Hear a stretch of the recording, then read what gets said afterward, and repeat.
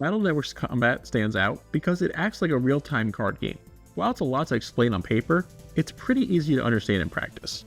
Your battleships in your folder act like cards in a deck, and you can edit your folder as often as you like.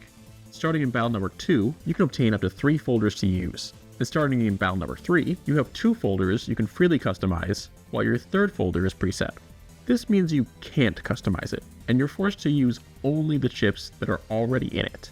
And in some games, these preset folders are locked, meaning you can only use that preset folder until you beat a certain part of the story. Until then, you can't switch to your other folders. Preset folders are unique because you can use a decent number of them in each game, but you can only have one preset folder at a time. If you get another preset folder, your old one gets replaced with the new one. And while most of the preset folders are strong enough to fight the enemies you meet at the time you get them, the rarest preset folder actually makes you weaker, on purpose. This brings us to Battle Network's rare minus folder. You can obtain the minus folder during Battle Network 4's first tournament, in the chapter where your opponent's operator offers to repair your PET. But he lied. He actually locks you into using the minus folder, which has terrible battle chips. In that part of the story, your task is to figure out the code to unlock the folder's lock before the next round of the tournament begins. Until then, you're stuck fighting with barely usable attacks. So you're probably wondering, what makes the minus folder so rare? There's actually 2 reasons. Reason number 1, you can only get it if you fight Sparkman in the first tournament. Since tournaments are somewhat random, and they're decided when you hit new game, it's hard to force the game to give you that specific fight. So for most players, it's up to pure chance.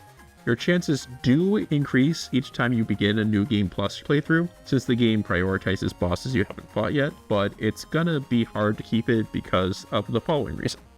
Reason number 2, the repeatable way to get this folder is only available for a limited time.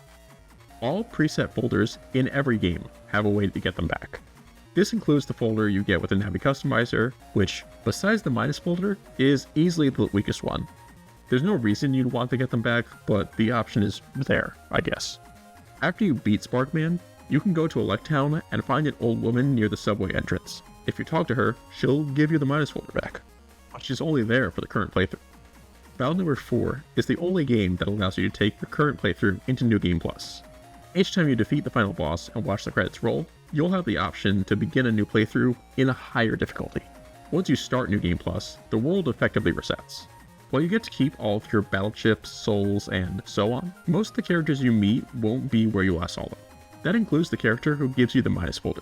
Even if you get all the way to the final boss, if you didn't fight Sparkman in the first tournament, the character who gives out the minus folder simply won't appear.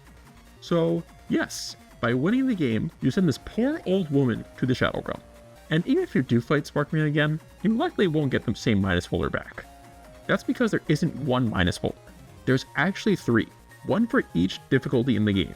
The minus folder in the last difficulty is the one that most people know because it's the only one you can get over and over again. After your 3rd playthrough, the difficulty won't get any higher, and all future playthroughs will always be in super hard mode. What that means is that you only have one chance to get each of the first 2 versions of the minus folder. Here's the battle chips you get in each version. Ironically, the second playthrough's minus folder is the most consistent out of the 3 versions because it only has 2 codes, S and star. The rest of them are what Battle Network fans call alphabet soup. As you can see, the folders themselves are rare, but the battle chips within them are not, so you don't need to worry about missing them to complete the game or anything.